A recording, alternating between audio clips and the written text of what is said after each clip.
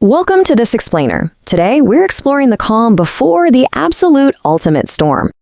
We're looking at the sudden, frankly terrifying end to an era of prosperity that had been going strong for over 2,000 years. I'm talking about the Bronze Age collapse and the profound mystery of the Sea Peoples. Just imagine waking up in a world where human civilization seems, well, completely unstoppable.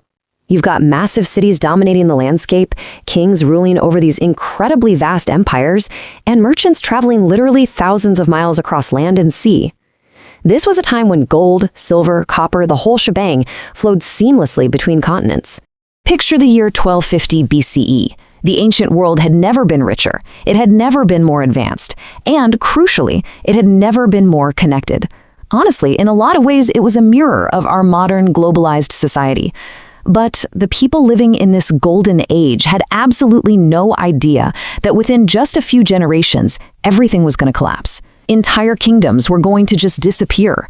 Great cities would burn to the ground, and profound ancient knowledge would be completely lost forever, plunging history into one of its absolute darkest chapters. Okay, let's dive into this and look at the major players on the board.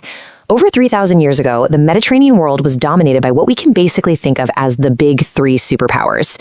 You had Egypt standing strong in the fertile Nile River Valley for over a millennium. Then up north in modern-day Turkey, you had the Hittite Empire, a massive superpower with advanced weapons and huge influence. And right across the Aegean Sea, the incredibly wealthy Mycenaean Greeks, who built these enormous stone-walled cities and magnificent palaces. Now, although they were separated by mountains, deserts, and seas, these weren't isolated kingdoms. Not at all. They were deeply connected by trade, acting as one giant, thriving, interdependent system. But, as history loves to prove, no kingdom lasts forever. Because somewhere, just beyond the horizon, a mysterious force was moving. A force that would help bring this entire age to a violent, abrupt end. They appeared suddenly. They changed history forever. And yet, crazy enough, their true origins remain completely unknown. We call them the Sea Peoples. Now, ancient Egyptian texts mention several distinct groups making up this mysterious force. You've got the Shurdan, the Peleset, the Shekelesh, the Denyen, and the Teker. But here's the absolute crucial point. This wasn't just your traditional army off on a military campaign. Actually, scratch that. It wasn't a traditional army at all. Imagine standing on the shores of the Mediterranean back then. First, you see one ship, then 10, then dozens, hundreds, and they aren't just filled with warriors. They're filled with families, animals, wagons.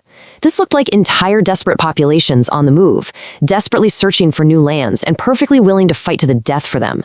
The sheer, utter terror of this migration is perfectly captured by the ancient Egyptian records sent back to their rulers. According to these completely frantic dispatches, the invaders were moving across the Mediterranean like an unstoppable storm. Powerful kingdoms had already fallen. Cities that had flourished for centuries were being reduced to charred ruins. Literally almost overnight. The old world was unraveling at a breathtaking speed, and this massive wave of humanity was heading straight toward Egypt. Just look at how rapidly these dominoes fell. First, the mighty Hittite Empire, a superpower that had stood for centuries, completely vanishes. Poof! Their magnificent capital city of Hattusa was abandoned and burnt, gone. Meanwhile, the Mycenaean Greeks were facing their own catastrophic crisis.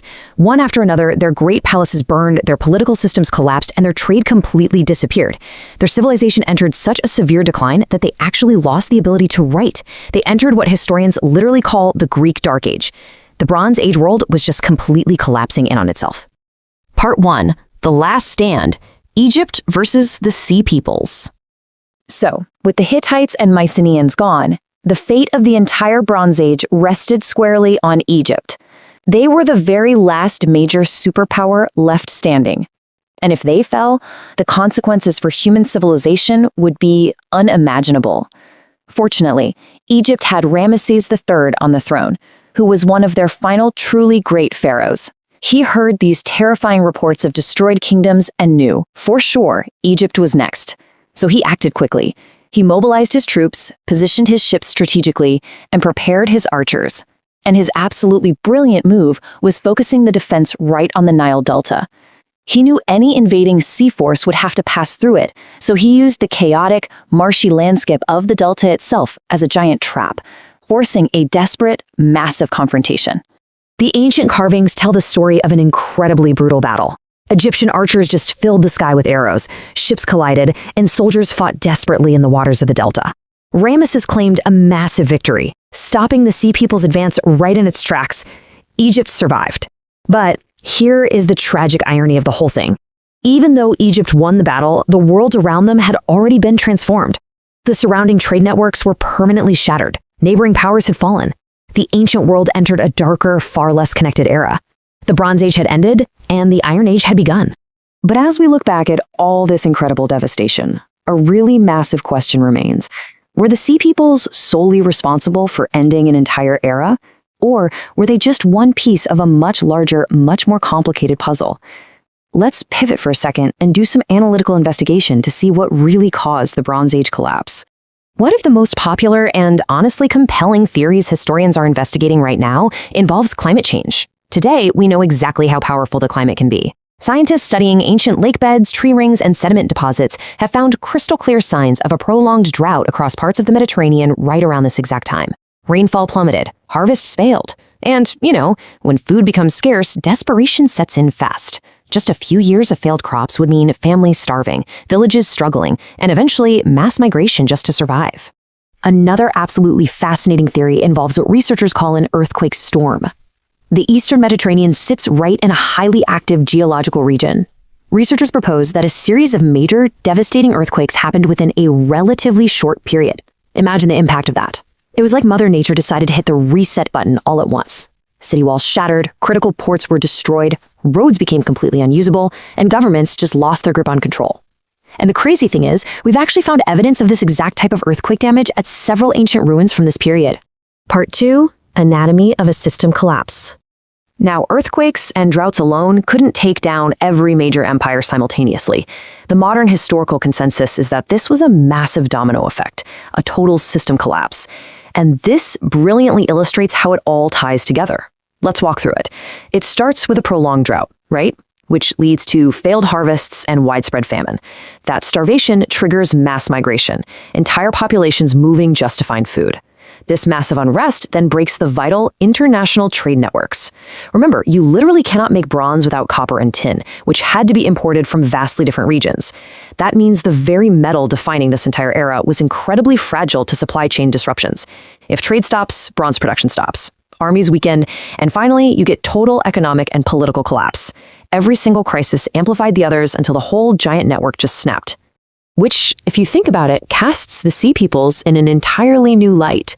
In this scenario, they might not have been the root cause of the collapse at all. They were a symptom. By the time these groups formed and started arriving on the shores of Egypt, the Bronze Age world may have already been fatally wounded by climate and economic disasters. The Sea Peoples weren't just ruthless conquerors. They were highly likely desperate refugees fleeing a literal environmental and economic apocalypse. The civilizations are gone, the empires vanished. Yet the mystery of the Sea Peoples reminds us of something really profound. History often feels permanent, but the Bronze Age collapse proves that civilizations are astonishingly fragile. Trade networks can fail. Environmental change can reshape reality in the blink of an eye. So I'm going to leave you with this haunting question to think about. If a highly connected, deeply prosperous, globalized world can collapse so quickly and so completely, what exactly does that mean for our world today? Thanks for exploring this incredibly fascinating explainer with me.